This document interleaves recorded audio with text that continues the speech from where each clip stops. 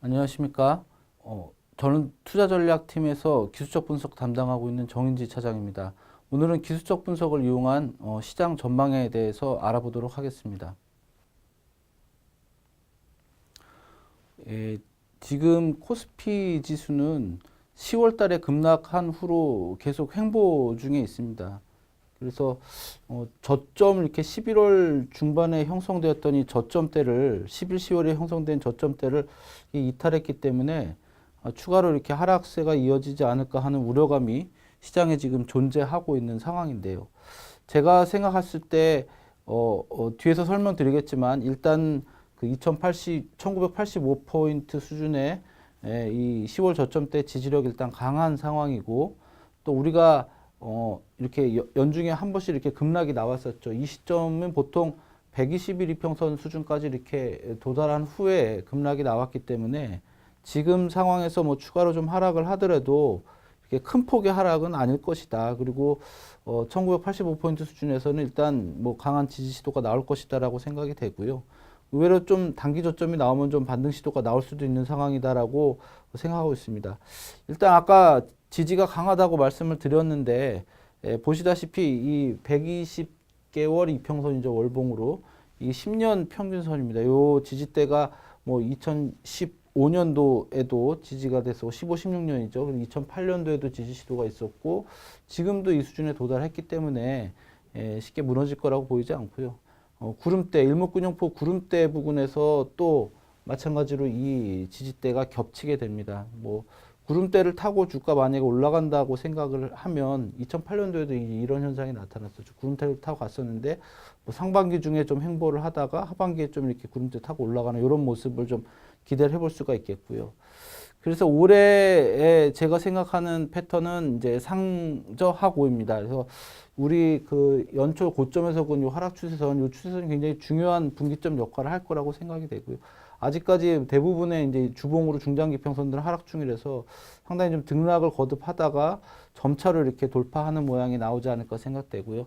아마 내년에 하반기에 좀 의미 있게 상승을 하더라도 연중 고점, 올해 연중 고점 2,600포인트 돌파는 좀 어렵지 않을까. 그래서 한 2,400, 500 정도에서 내년 고점이 나오지 않을까 이렇게 예상을 하고 있고요. 코스닥 지수 같은 경우도 사실 뭐 의미 있는 흐름을 보이지는 않고 있습니다. 이제 10월 달에 급락한 후에 지금 이제 650에서 710포인트 정도에서 이제 박스권 흐름이 진행되고 있고 오늘 뭐 상승이 크진 않았지만 어쨌든 요 하락 추세선 돌파 시도가 있었다는 점은 긍정적으로 생각할 수 있겠고요. 박스권 흐름이 유효하다면 아마 710포인트에 있는 박스 상단선 정도를 단기 목표치로 보실 수 있겠습니다.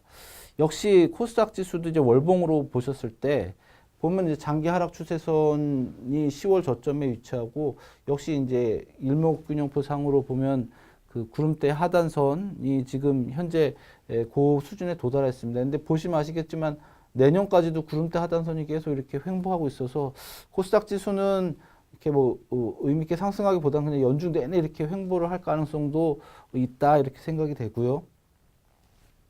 그래서 이제 주봉으로 그림을 그려보면 아까 말씀드렸던 뭐 그 650에서 710포인트까지 박스가 진행되고 뭐 한 차례 상승 시도가 있을 수 있지만 이렇게 횡보를 좀 하는 모습으로 내년 흐름을 좀 예상을 해볼 수가 있겠고요. 하반기에 조금 의미 있게 상승할 수는 있겠지만 아마 750포인트 정도가 고점이 되지 않을까 이렇게 생각이 됩니다. 중국 시장 같은 경우 상해 종합주가 지수는 사실 올해 초에 이 구름대가 저항이 되면서 이제 지금까지 연중 내내 그냥 쭉 하락세를 보인 상황인데 보시다시피 장기 상승 추세선 부근에 이미 지지를 지금 받고 있고요.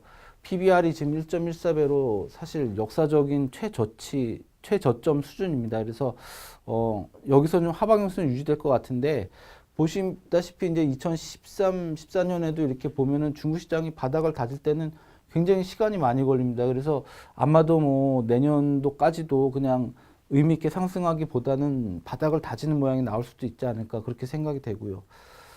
그리고 일봉으로 보실 때는 뭐 상해 지수는 계단식 하락 구조를 보였었죠. 뭐 3,050포인트에서 이탈하고 훅 가고 그다음에 여기 그 2,700포인트 수준에서 지지 시도하다가 이렇게 떨어지고 이런 모습을 보였었는데 지금 최근에 11월에 반등하면서 또 이탈된 이전 저점대 돌파 시도도 있었고 하락 추세선 회복 시도도 계속 있었기 때문에 좀 하락세는 좀 둔화되고 있다라고 생각이 되고요.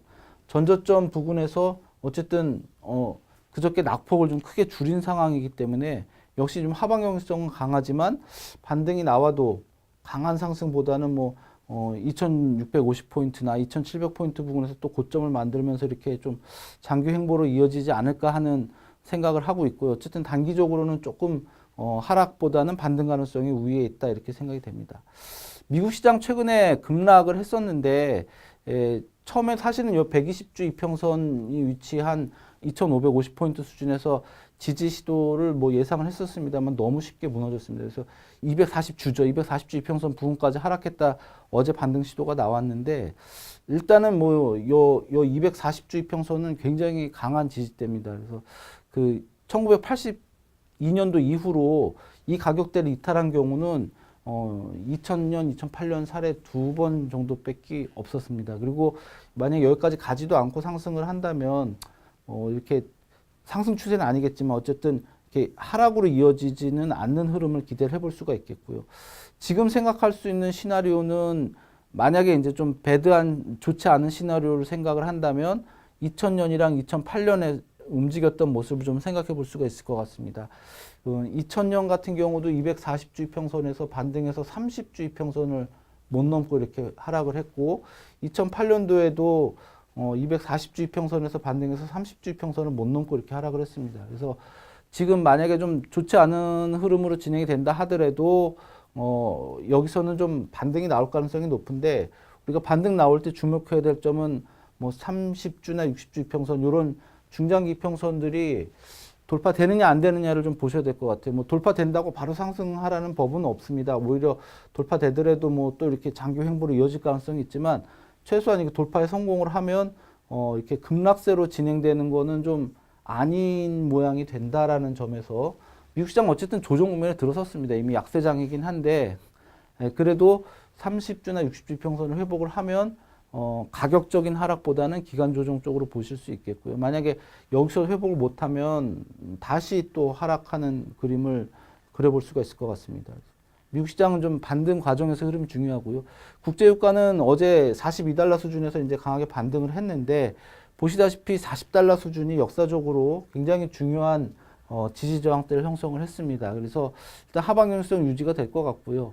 우리가 뭐 셰일 가스라고 그러죠. 셰일 오일이라고 그러죠. 거기 그 손익분기점이 평균 40.60달러고요. 35에서 45달러 수준의 손익분기점이 있기 때문에 이 40달러라는 가격대가 사실 원유 수급의 어떤 중요한 분기점이 되는 가격대는 맞습니다. 기술적으로 뿐만 아니라 원가 분석을 해두더라도 그렇게 나오고요. 근데 다만 우리가 이제 하락이나 상승 추세 강할 때는 요 빨간색 선인데 7주 이평선인데 요거를 회복을 해야 바닥이 어느 정도 나왔다라고 볼 수 있기 때문에 그 점에 대해서는 좀 확인이 필요할 것 같습니다. 그래서 국제유가는 어쨌든 바닥권이고 미국 시장도 바닥권, 중국 시장도 단기로는 바닥권이고 한국 시장도 뭐 크게 하락할 여지는 별로 없어 보이지만 또 반대로 반등을 하더라도 반등 가능폭도 제한적이다라는 점에서 시장은 당분간 좀 박스권 흐름으로 진행되는 쪽으로 보시는 게 맞지 않나 이렇게 생각됩니다. 이상으로 기술적 분석을 이용한 시장 전망을 마치겠습니다. 감사합니다.